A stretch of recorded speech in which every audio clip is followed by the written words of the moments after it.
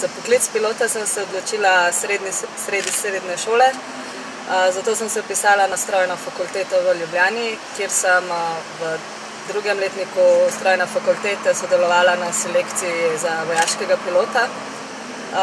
Selekcija je bila opravljena tukaj v Cerkljah.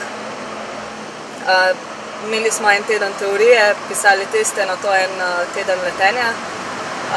Selekcijo sem uspešno opravila, zato sem po končani fakulteti odšla na selekcijo za častniško šolo, kjer jo moral opraviti vsak pilot. Selekcijo sem tudi tam opravila uspešno, nato pa sem se zaposlila v Slovenski vojski.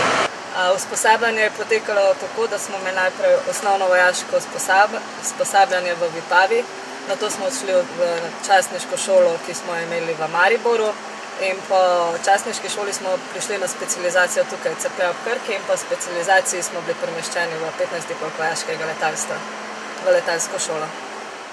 V letalski šoli nas dodelijo za pilota helikopterja ali pilota letala, kjer se šolamo do CPL-a, to je Commercial Pilot License, in do IR-a, Instrumental Ratinga. Nato pa nas dodelijo v operativne enote, se pravi v 151. helikoptersko eskadriljo in 152. letalsko eskadriljo. Rada bi pohvalila tudi kolektiv, ki je okoli mene. Vedno so mi stali ob strani in so mi bili v pomoč, da sem zdaj tukaj, kjer sem. In tudi ni bilo nobenih razlik glede na to, da sem ženska v moškem kolektivu.